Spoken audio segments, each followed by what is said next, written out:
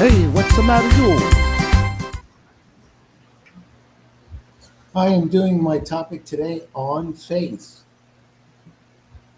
Faith, the invisible force behind every step we take, not to be considered rare, strange, and it's unavoidable.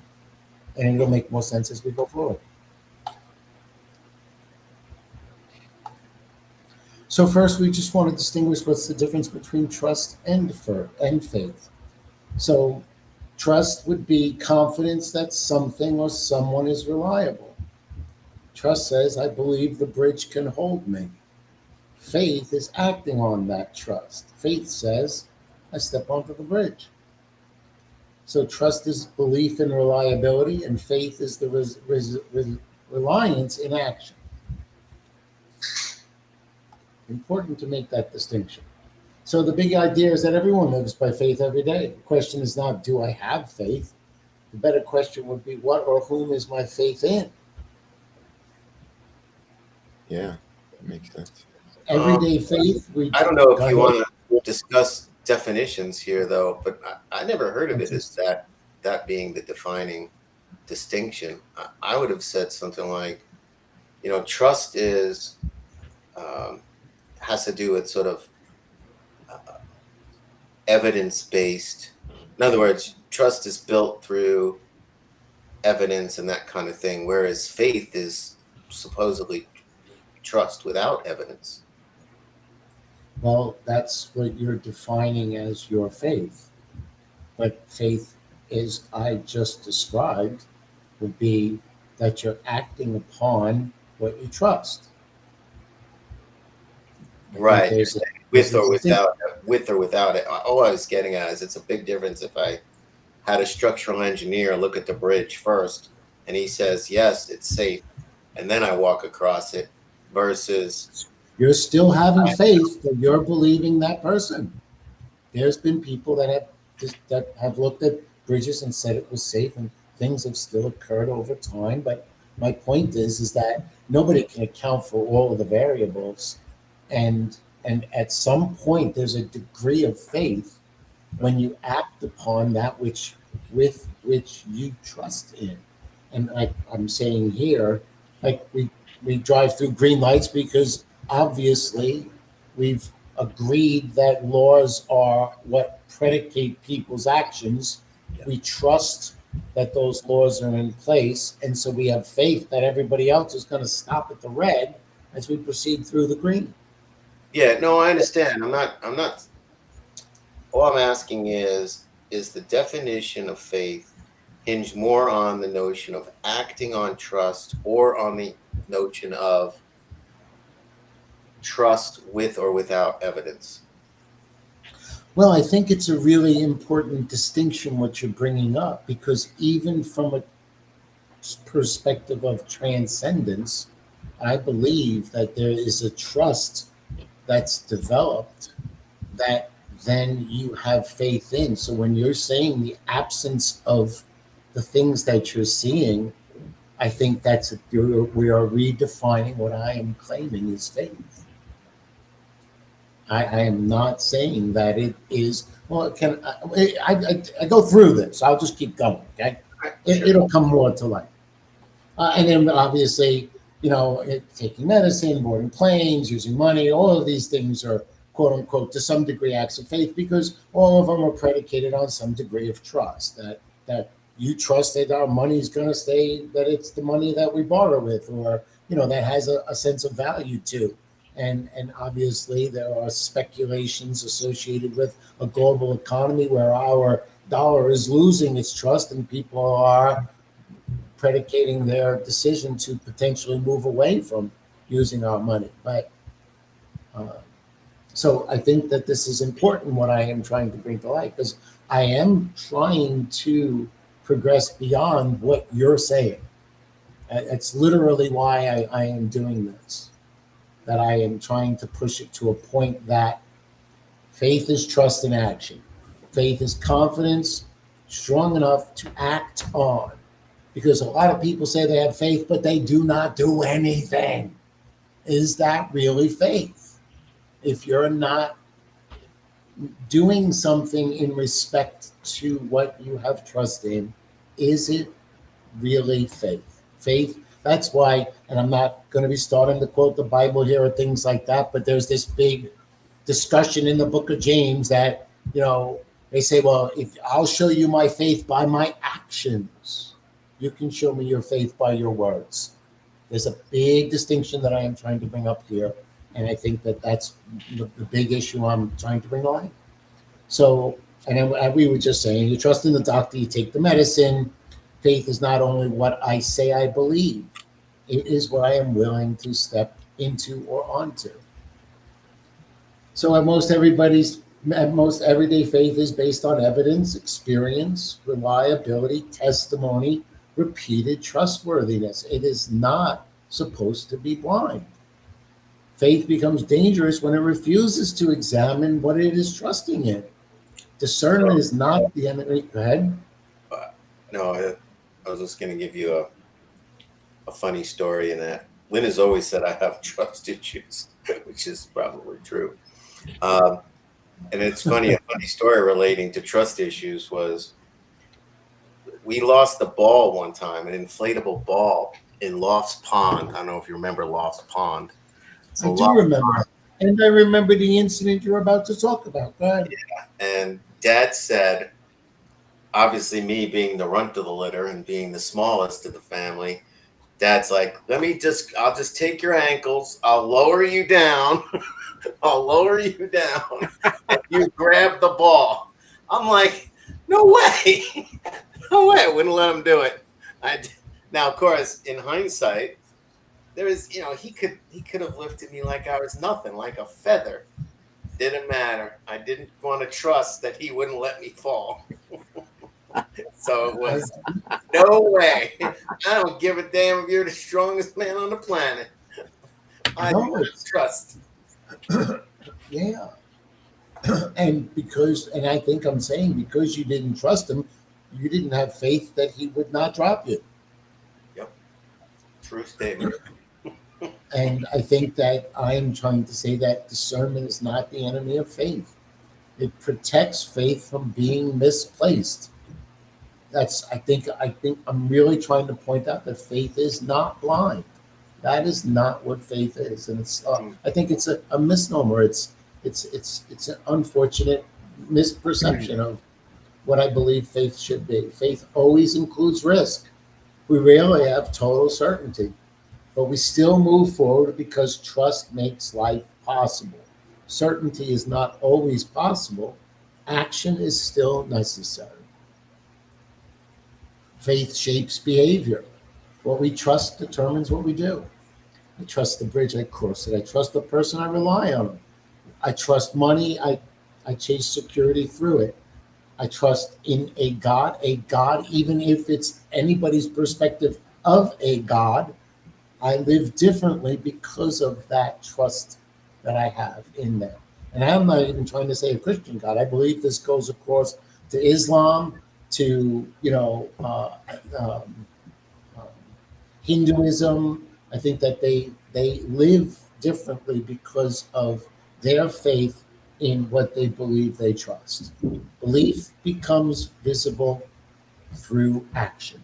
I think that's another powerful statement. And that's what we see a lot of these radicals doing.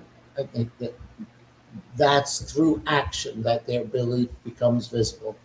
When faith is misplaced, the problem is not that the person had faith. The problem is that the object was not worthy of trust. Broken tray or a dishonest person. Money is an ultimate security. Popularity as identity. Feelings as final truth. Control as a guarantee. False promises or scams. These are examples of untrustworthy objects of faith. Even our politicians, I'd say that's a good one. Go ahead. I'm sorry, Christian. No, I was just saying all the politicians too. Sorry, let me just go back.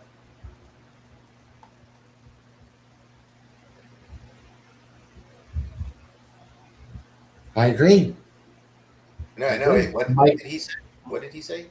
I didn't hear Mike, he's saying like we don't like we're trusting in politicians. Mike said every word, and like once they open their mouth, it's hard to trust them. Well, and the It's last like, one you had on there, scams, scam artists and con artists, which we have a small amount of experience in. I mean, people generally want to trust. We live in a society where it's impossible to do everything yourself. You don't grow your own food, you don't fly the airplane, et cetera, et cetera.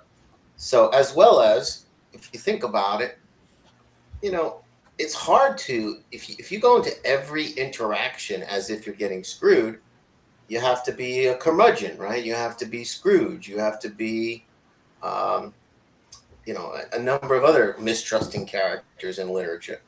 But Silas Marner. But nobody really wants to live like that. So it's a tough position because scam artists prey on the natural inclination to trust, and they'll use that word. What do you mean? You don't trust me? And they prey on that, and that's a sad set of facts. I agree. Can it carry the weight? We place weight on things when we expect them to hold us up in life.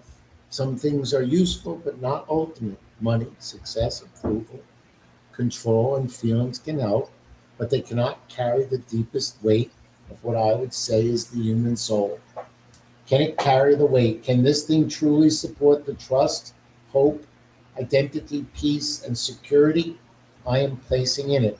And obviously, people that are in charge, money, even emotions is what I'm trying to show in this picture. So I'm going to claim that spiritual faith is not strange. It is not an irrational leap into nothingness, into nothing.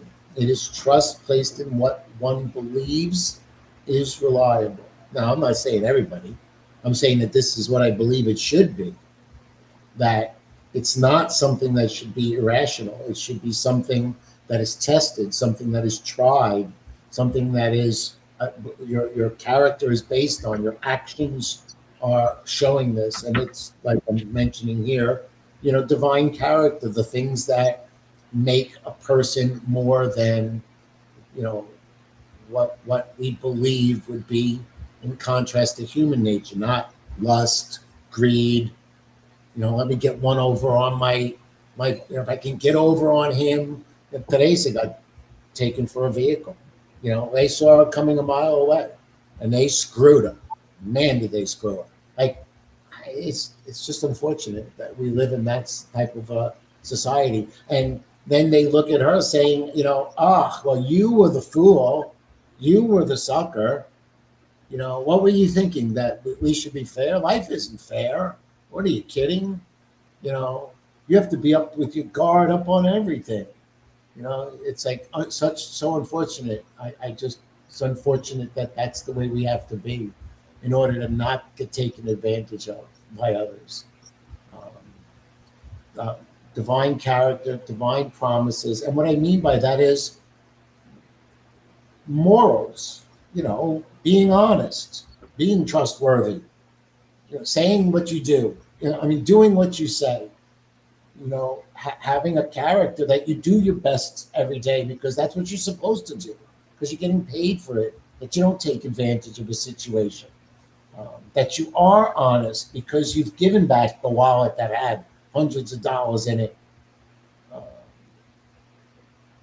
and so on. So spiritual doctrines, living the experience, the testimony of others, and a life that's transformed by this trust, I think is what starts to show the transcendental aspects of living. And it gives people, I believe, a purpose. The real question is the object of my faith. Is it worthy of my trust? Faith is not the unusual part. The object of faith is what must be examined.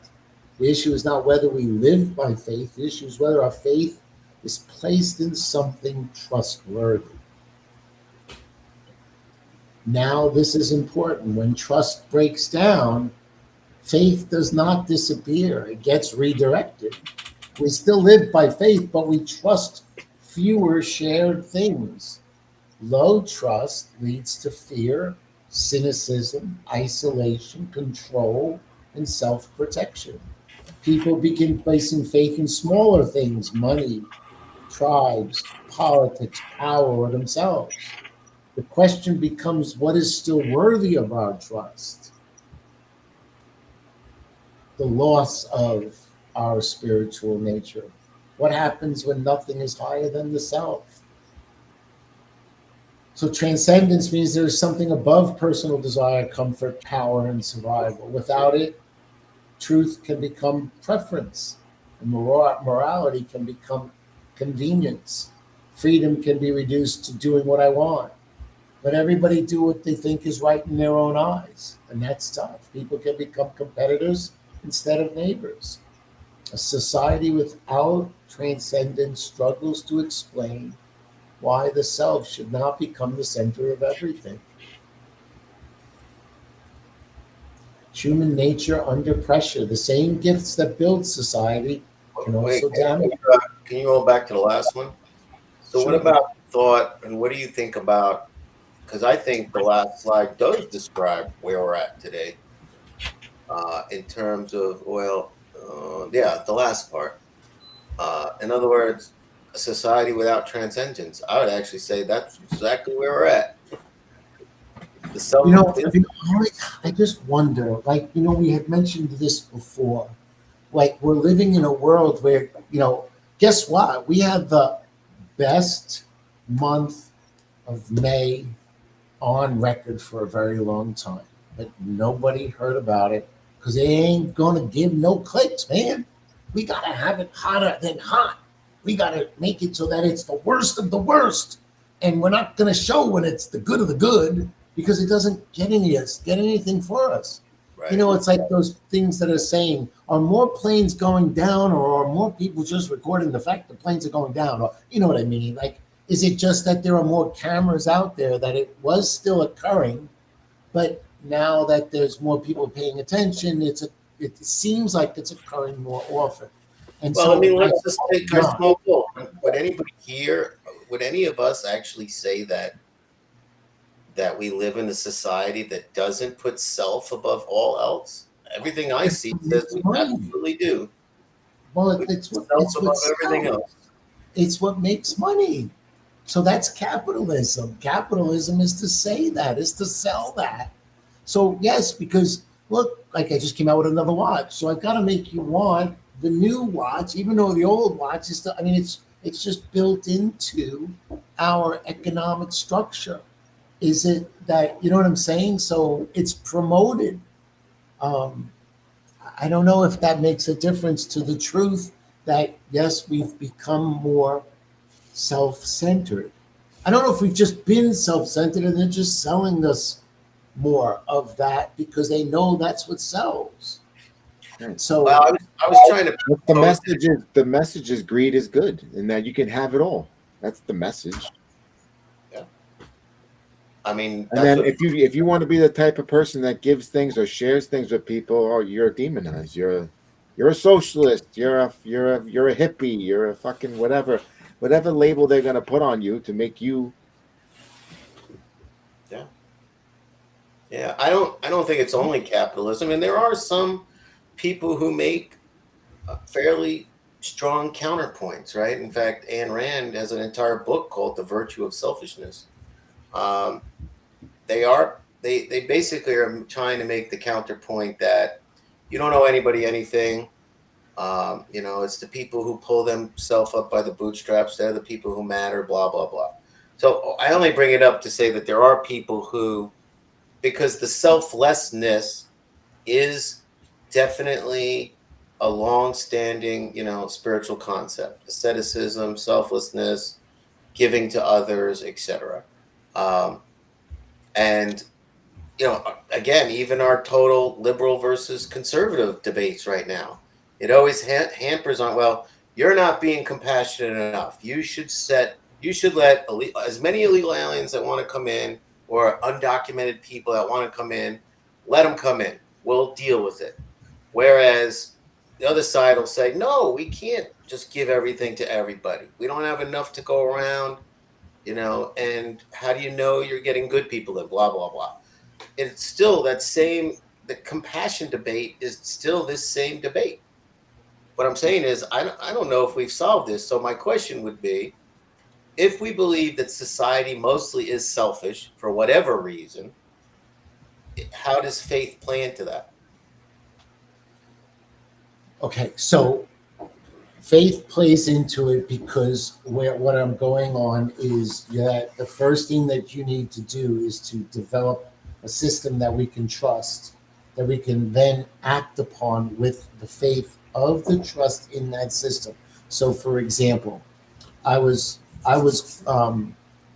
trying to do something. This is a. I hope this you can relate to this. I was going. I got called to do jury duty, and is faith where you say, well, I'm just going to put it in the higher power's hands here, and if I get selected, I get selected, and if I don't, I don't. But that's not having trust in what the appropriate wise avenue to do would be. What you could do is say, I am going to put my situation to light, and then have faith that the people that are looking at it and just making the decision will see wisely what the situation is. And then I will put my faith in that situation, that under those circumstances, I will be removed from my obligation. And I think that's having faith in that higher power too, that those people that are looking at it will be reasonable and allow me to not go that path. So I don't believe that our immigration system that you need to put in place. You can make it. There's a middle ground that can work if we were to sit down and try to work out the best path. That humanitarianism, if these people are starving, if they're in need of diet, then you've got to do something for the immediate. But if they're just trying to get in illegally, or if they have criminal, in other words, there's something in between that we can develop a trust on, where it's not me versus you. So the first thing has to be that we both can come to the table. I will actually say that's a really, the point you just made about reason and logic, I think, is a big deal. I'll give you an example. A lot of my faith in Lynn over the years has been because I actually know that she is a staunch believer and willing to subjugate opinion and feeling to reason and logic. And in fact, many times, even at work, I will, and you guys have, I'm sure, done this too. You will appeal to reason and logic as something that bridges the gap, that everybody can agree to a well-reasoned argument that that's the path we should take. Now, sometimes there's debate in terms of logic and what is the reasonable thing, or what does reason guide us to do. But for the most part, whether you are guided by reason and logic is a pretty strong buttress to faith, for me anyway. I think Nietzsche has an interesting perspective on that also, is that he thinks that we're overly logic. Like after Socrates, he was in a book I was reading about the whole Dionysian thing, where that there's an aspect of, like, I don't know if chaos is the right word, but that there's something inside of us that needs that. And Dionysus was like the drunken god. Apollo was like the enlightened one, or the the knowledge and reason. And Socrates was more like in the Apollo way of thinking, that you can reason. The world can be run by logic and reason, but that they ignore that chaos or wild, the not animalistic, but there's a primordial or something inside of us. There's a drive inside of us that you can't always. Pure logic doesn't always go the way you think it's going to go. There's that, and faith is part of that too. I think faith, even just something like cooperation, which you could say is the foundation of every civilization, has had some you have to have faith in people, and people act illogically a lot of times, and they need that celebration, or there's a wild side to humanity. There's something deep inside of us that You can't always logic reason everything out. Well, in fact, I think you're right. In fact, most of greed is illogical. You're taking more than you need right off the bat. That's illogical. But the question is, and I don't know what Nietzsche says on this, is being illogical the exception or the rule? I would hope it's the exception. Yeah, and I think he would agree with that. And I think he was just saying that you can't only look at it and that on that one. It is definitely very important, but I think that he was saying things like music or things like that there's certain things that don't always have to be use logic. And sometimes compassion can be even illogical, right? Like you could make an argument that compassion is weakness. Right. Like, well, I pulled up myself, which is mostly bullshit because there's always some factor of luck. And where you were born and when you were born, that as are two huge factors in anyone's success in their life. And then you don't control those things. Right. Where and when you were born. Yeah. You were born in Nazi Germany in 1930 something, and that your life's going to turn out quite differently. Or if you're born in India, or No, I agree with that. And I do think it's an interesting question, right? Because certain things like passion, especially passion, especially romantic passion, is often illogical, right? Hell, some people say love is often illogical. So that's an interesting counterpoint too. Now, I don't know how this leads us back to faith, but Joe, I don't know if you want to. Well, so I find very interesting Simon Sinek saying that humans make decisions from their gut. We are emotional creatures and we make decisions emotionally. So when the logic of Roe versus Wade fell apart, the women did not care. They voted emotionally. And they felt like their rights were being taken away. And nobody was going to reason them down to be like, well, but now it's at the state level, and it's not really. It's just we only removed it. They didn't want to hear any of that. They were voting from their gut, and emotions do play a very important part, and it can't be ignored. We're voting in Arizona. You mean for the abortion? No, he's talking about like with the last election, right? No. Or was it the last election? No, actually, that was the midterms, Joe. It's just an example of how. I thought you were saying something specific for Arizona. That's all. It's just an example of how we are. Like when it becomes a decision, and it's an emotional decision, reason is very difficult to penetrate that emotional response. And ultimately, it was a great video by Simon Sinek, who was quick to make people try to understand that when you're selling something, you're going to sell it through the emotional side of a human, that it's more promising to get the response you want than the reasonable, rational side. Now, I believe women and men are different, and I'm not trying to go into there, but I just don't think we can ignore it. And I think trust is emotionally grounded just as much as it's grounded in reason. Right. And I think faith also is a comforting feeling. I mean, that's an emotion too, right? You feel like I'm trying to push it further, that I am trying to say that faith needs to be shown by your actions. That's when what you trust by what you do. That validates your faith, right? It validates your beliefs, not only your faith, but your beliefs. If I am that's what I'm trying to say. Is this object that I am putting my trust in worthy of me acting upon? That it would then I would make decisions off of that, and that would be seen by others. That's how we show our faith. Yeah. And I doesn't again. I think example, in a marriage, of course, and me and Christian, we've talked about this.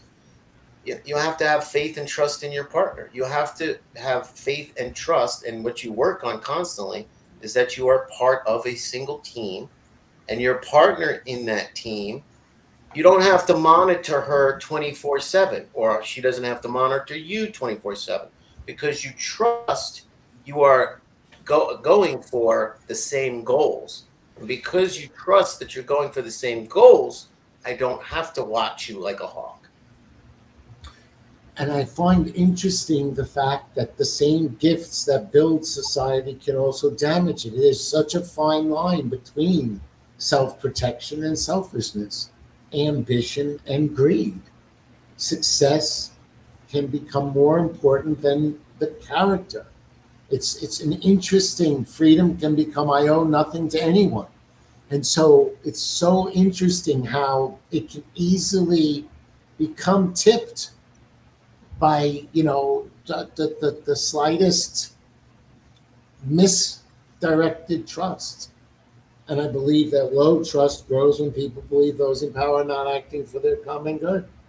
And I think we're unfortunately, we're in this world of he said, she said, and now it's just a glut of you could find they said this and they said that, and how do I even determine what I can trust when you can find both sides with enormous amounts of information that can be very convincing on both sides of the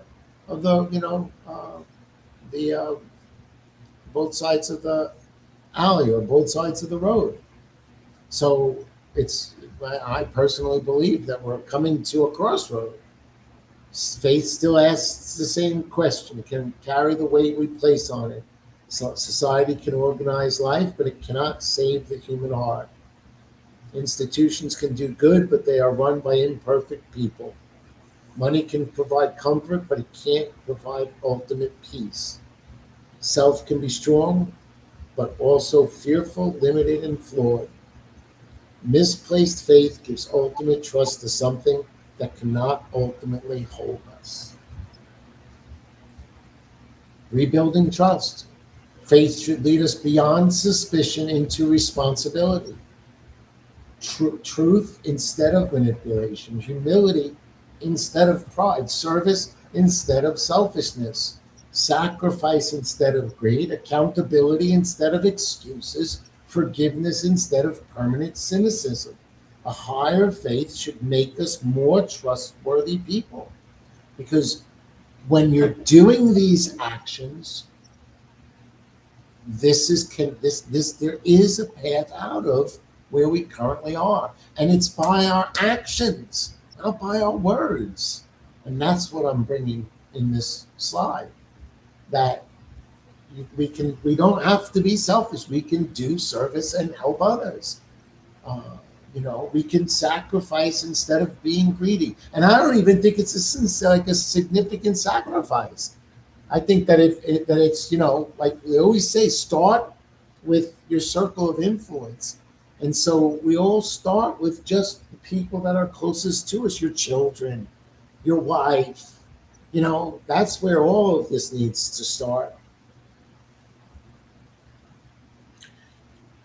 The What stronger about the foundation. notion of faith? And I love that, obviously. I mean, I think one of the biggest reasons for faith, and this is said in the Bible a lot, of course. In fact, and Jesus, I think every time he appears, he says, "Peace be with you." And you mentioned peace. I do think peace, and even if you think about, Zen and Buddhism, and the notion of being present, being in the now. I mean, some of that is that same sort of faith. In other words, Jesus was very, very specific. Look at the lilies of the field, look at the birds. They're not constantly frustrated, trying to control everything. I mean, especially as I get older, I used to be very, very controlling. Some people say I'm still very, very controlling. But, but I know that controlling is difficult. Controlling takes a ton of energy. And of course, controlling is always imperfect.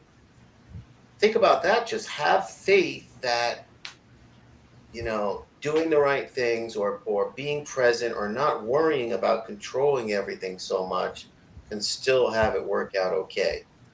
Um, I struggle with that. But in part of me does know when I hear those things in terms of peace, the more you can be present, the more you can have faith and be in the now, it is more enjoyable. It is more peaceful. I know this lady, and she's Buddhist, and I've never seen a lady give more of herself. I mean, this lady is just, she's out helping people. She grows food. She has a homestead. She gives her food to a lot of people that are in need. She gives her time. She teaches in this area. And again, I think that you'll see a lot of people that think that they have some, religious foundation, and yet if it's not predicated on what you do, then what truly is your foundation? I think that that's where I believe a higher understanding of something, that anything that we could consider us beyond just ourselves. And that could be so much to so many people. I am not trying to use this as a platform for my Christian, I'm going to spread the word. I don't believe that's my job. I mean, I think it's part of it, but it's not this platform. This platform is to say, whatever provides you with the transcendence that can make you look beyond just yourself is something that you need to have within your life so that you can put your children first, put your wife first. Not that you neglect yourself. I didn't say that, but I think that's what, if we can start doing that in our society, what's the golden rule? Do unto others as you want done unto you. Love thy neighbor as yourself. I mean, these are the things that we're supposed to have as a foundation. And from there, we can build on. But if your foundation isn't strong, then anything you build on it will crumble.